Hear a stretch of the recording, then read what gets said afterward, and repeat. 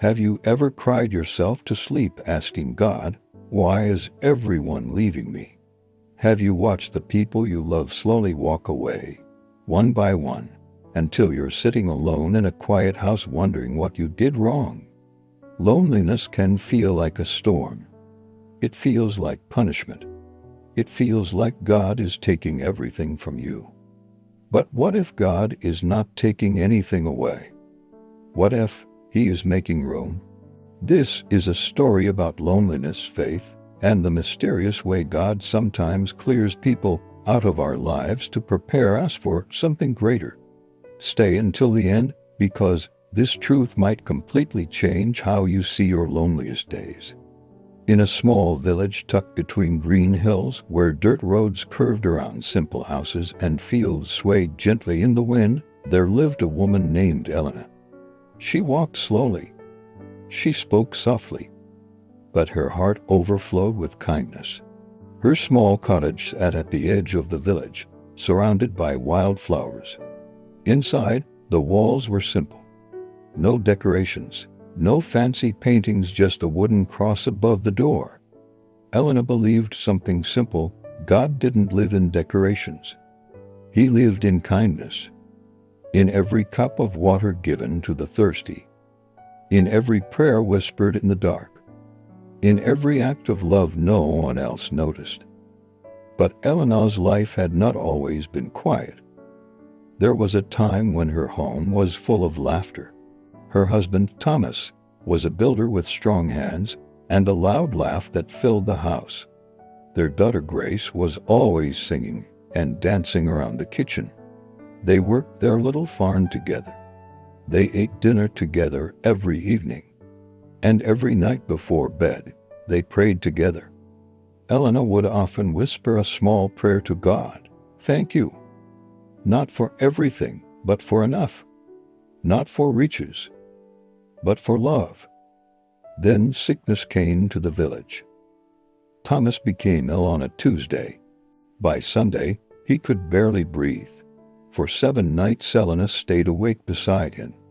She cooled his forehead with wet cloths. She fed him soup. She prayed until her voice became hoarse. "Please, God," she begged, "don't take him from me. I can't do this alone." But on the 8th morning, Thomas died peacefully. The silence that followed was unbearable. Elena sat alone in their cottage staring at his empty chair. And through tears she cried out to God, "Why does loving you hurt so much?" But deep inside the pain, she felt something gentle, a quiet whisper. "I have not left you. I am here, even in your pain." The grief didn't disappear. But somehow, it no longer felt empty. Years passed. Elena grew older. Her hands shook when she worked. Her steps became slower. But every morning before the sun rose, she lit a candle, opened her Bible, and spoke to God like He was sitting beside her. Grace eventually left the village for the city. She had dreams bigger than village life. At first she visited often, then less, then almost never. Months turned into years. Elena learned to eat alone. She learned to speak into empty rooms. Some nights, the loneliness felt heavy enough to crush her. "God," she whispered in the darkness, "is this all I have left?" But every morning, she got up again, not because the pain was gone, but because she believed something powerful. God gives strength for today, not tomorrow, just today. Elena filled her lonely days with quiet acts of love. She baked extra bread for travelers passing through the village. She planted seeds in her garden and prayed over everyone. She sat with elderly villagers who had no family, listening to their stories like they mattered. Children began stopping by her gate. She fed them. She told them stories about how God sees every sparrow that falls. She reminded them they were special.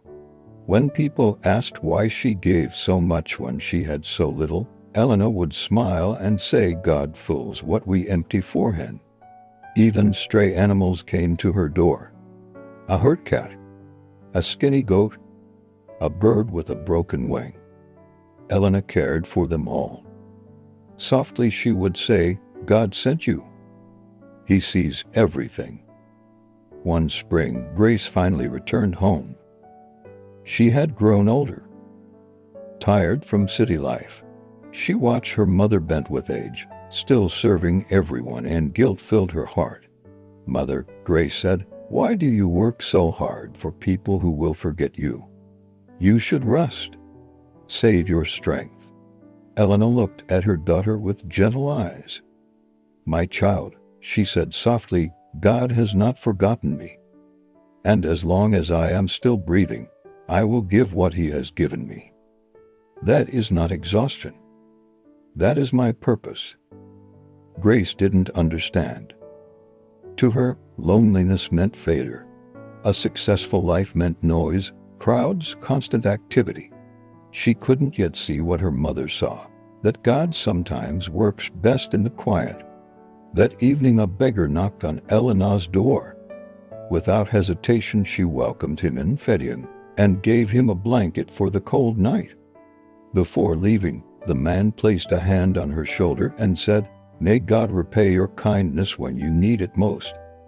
Grace heard the words, but she didn't feel their meaning. Not yet. Winter arrived cold and unforgiving. One morning, Elena slipped while drawing water from the well. She fell hard. She couldn't stand. She couldn't even speak. News spread quickly through the village. And then something incredible happened. People began arriving, dozens of them, then hundreds. Some were people Elena had helped many years earlier. Others were strangers she had barely known. Women brought food and medicine. Men brought firewood. Children sat beside her bed holding her hand, repeating the prayers she had once taught them. When Grace arrived, she found her mother's tiny cottage overflowing with people. She fell to her knees beside the bed, crying, Mother, you were never alone. All this time, you were never alone. Elena smiled weakly and whispered, God doesn't take love away. He moves it. He saves it. And when the time is right, he sends it back like rain.